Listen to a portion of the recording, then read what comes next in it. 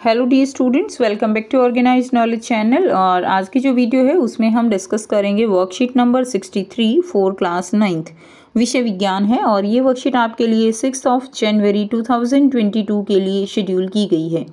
आज की जो वर्कशीट है प्यारे बच्चों, उसमें हम चैप्टर 10 गुरुत्वाकर्षण इसी को कंटिन्यू करते हुए आगे पढ़ेंगे और जानेंगे गुरुत्वीय बल के प्रभाव में गति जो है वो किस प्रकार प्रभावित होती है।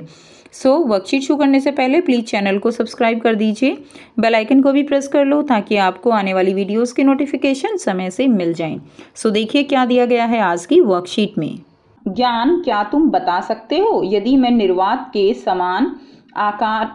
में समान आकार की एक लोहे की और एक प्लास्टिक की गेंद को समान ऊंचाई से एक साथ नीचे गिराती हूं तो कौन सी गेंद धरती पर पहले गिरेगी। ठीक है, तो आप भी सोचिए कि अगर आपने एक कागज की बॉल बनाई हुई है या आपके पास दूसरी बॉल है जिसके अंदर उसका भार जो है वो ज्यादा है, तो आप सोचिए कि आप अगर उसको छत से गिराते हो तो कौन सी बॉल पहले जाएगी।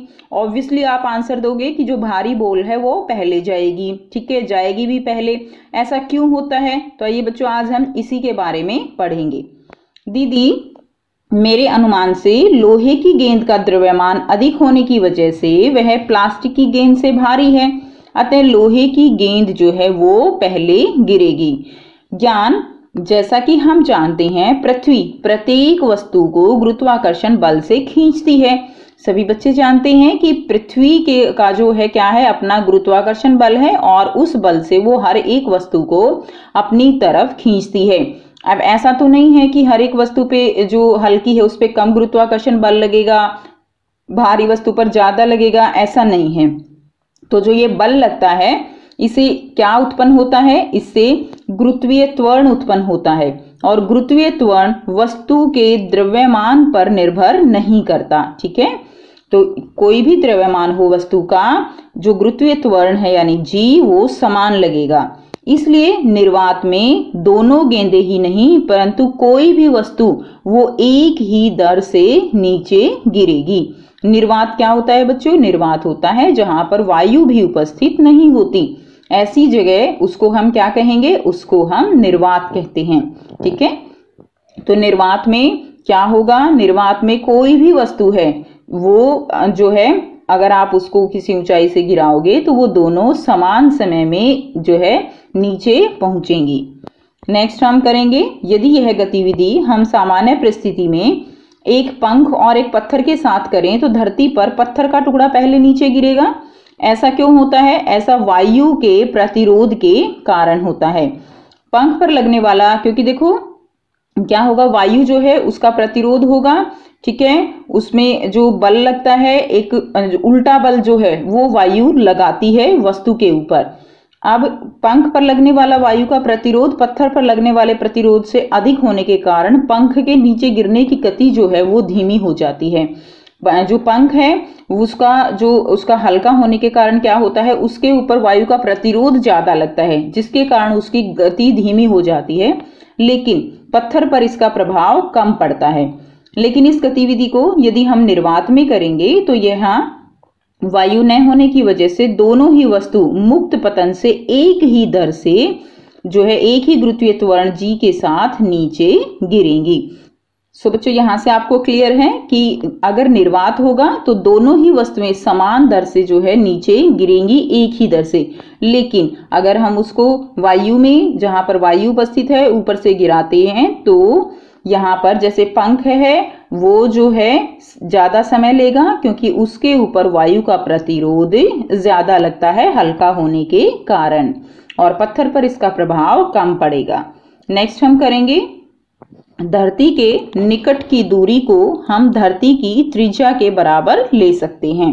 ठीक है, धरती के निकट की जो अगर कोई दूरी है तो उसको हम उसकी त्रिज्या के बराबर ले सकते हैं क्योंकि धरती का आकार वो बहुत बड़ा है।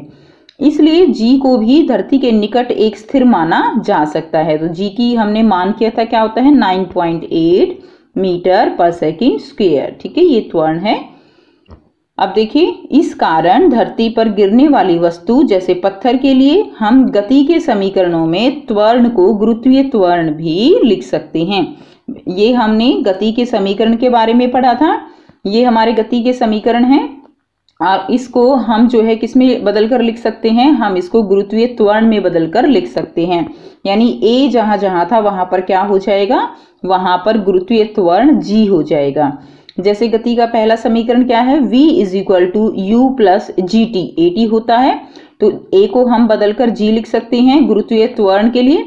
तो v is equal to u plus g t, s is equal to U T plus half G T square and v square minus you square is equal to 2gs।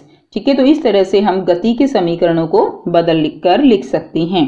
Next देखिए, जब पत्थर को ऊपर उछाला जाता है तब g को minus जी लिया जाएगा। ऊपर से बच्चों जब कोई वस्तु आएगी उस समय उसका त्वरण कितना है, प्लस जी। ठीक है, लेकिन जब पत्थर को नीचे से ऊपर की तरफ फेंका जाएगा तो उस समय g का मान जो है वो क्या हो जाएगा, g का मान माइनस जी लिया जाएगा, क्योंकि पत्थर की गति देखिए, गुरुत्वाकर्षण बल किस तरफ लग रहा है, गुरुत्वाकर्षण बल लग रहा है जो है नीचे की तरफ। ठीक है, अब जब पत्थर ऊपर से नीचे आ रहा है इसका मतलब क्या है कि वो गुरुत्वाकर्षण बल की दिशा में आ रहा है, इसलिए प्लस जी होगा। लेकिन पत्थर की गति जब ऊपर की तरफ होती है तो वो गुरुत्वाकर्षण बल के विपरीत होती है। ठीक है, तो जब पत्थर नीचे गिरता है तब जी को प्लस जी लिया जाएगा, और जब पत्थर को ऊपर की तरफ फेंकेंगे तो जी जो है वो माइनस जी लिया जाएगा, क्योंकि अब पत्थर की गति गुरुत्वाकर्षण बल की दिशा में है। ठीक है, अब देखिए आपको यहाँ पे बहुत ही आसान से बच्चों 4 जो है प्रश्न दिए गए हैं, जिनके आंसर हम 1 बाय 1 डिस्कस करेंगे। पहला जो प्रश्न है, कागज के टुकड़े और लोहे की मोटी कील को निर्वात में समान ऊंचाई से गिराने पर कौन धरती पर पहले पहुंचेगा या गिरेगा, कारण स्पष्ट कीजिए। तो एक कागज का टुकड़ा है और एक लोहे की मोटी कील है, और इस चीज़ पे ध्यान देना है कि निर्वात है। तो निर्वात जब होता है तो उसके ऊपर किसी तरह का कोई घर्षण नहीं लगेगा। घर्षण नहीं लगेगा तो क्या होगा, चाहे वो कागज का टुकड़ा है या लोहे की कील है, दोनों ही एक ही समय में निर्वात में गिरते हैं। ठीक है, तो दोनों वस्तु एक ही दर से क्या होगी, जमीन पर पहुंचेगी, क्योंकि कोई भी वायु प्रतिरोध जो है वो नहीं है, उसके ऊपर किसी भी तरह का घर्षण बल काम नहीं कर रहा, और दोनों ही चीज़ें समान समय में क्या होगा, समान समय में धरती पर जो है जमीन पर वो पहुंचेंगी। प्रश्न 2 है, यदि हम बॉल को ऊपर उछालें तो गुरुत्वीय त्वरण को हम माइनस जी लेते हैं, क्यों। यानी देखो, ऊपर से नीचे आता है तो हम प्लस जी लेते हैं। प्लस जी क्यों, क्योंकि वो जमीन की तरफ आ रहा है। ठीक है, जिस तरफ गुरुत्वाकर्षण बल लग रहा है उसी तरफ वस्तु की गति हो रही है, इसीलिए उसको हम क्या लेते हैं, उसको हम प्लस जी लेते हैं। लेकिन जब हम बॉल को ऊपर की तरफ उछालते हैं तो उसको हम क्या लेते हैं, उसको हम माइनस जी लेते हैं, क्योंकि बॉल की जो गति है वो गुरुत्वाकर्षण बल के क्या है, विपरीत है, इसलिए क्या लिया जाएगा, माइनस जी जो है वो लिया जाएगा। प्रश्न 3 है, सामान्य परिस्थिति में विभिन्न वस्तुओं को समान ऊंचाई से गिराने पर यह समान समय पर नीचे क्यों नहीं गिरती। मैंने अभी भी आपको बताया कि अगर निर्वात होता है, यानी जहाँ पर वायु भी नहीं होती है, वहाँ पर समान समय में नीचे गिरेंगी। लेकिन सामान्य परिस्थिति का मतलब यहाँ पे क्या है कि अगर वायु का प्रतिरोध है तो वे अलग अलग समय अंतराल पर जमीन पर पहुँचती हैं। ठीक है, क्योंकि उस समय जो वस्तुओं के लिए हवा का प्रतिरोध है वो अलग अलग होता है। यानी जैसे एक कागज़ का टुकड़ा है, उसके ऊपर हवा का प्रतिरोध काम करेगा तो उसकी स्पीड को कम कर देगा, क्लियर। लेकिन अगर लोहे की भारी वस्तु है तो उसके ऊपर हवा की जो प्रतिरोध है वो कम काम करेगा, तो इसीलिए लोहे की चीज़ जो है वो नीचे जल्दी पहुंच जाएगी। तो ये कारण होता है।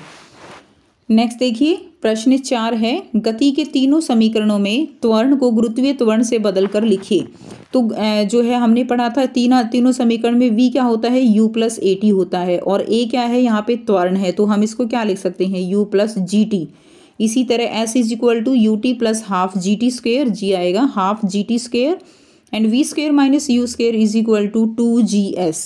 ठीक है, तो ये जो है हम इसमें तीनों समीकरण इस तरह से हम बदल के लिख देंगे। तो ये थी स्टूडेंट्स आपकी आज की साइंस की वर्कशीट। आई होप सभी बच्चों को ये क्लियर है। कोई भी डाउट है तो आप पूछ सकते हो। वीडियो अच्छी लगे तो प्लीज़ इसको लाइक कर दीजिए, शेयर कर दीजिए और चैनल को सब्सक्राइब कर लीजिए। So thanks for watching. मिलते हैं नेक्स्ट वीडियो में नेक्स्ट वर्कशीट के साथ। Take care, bye bye.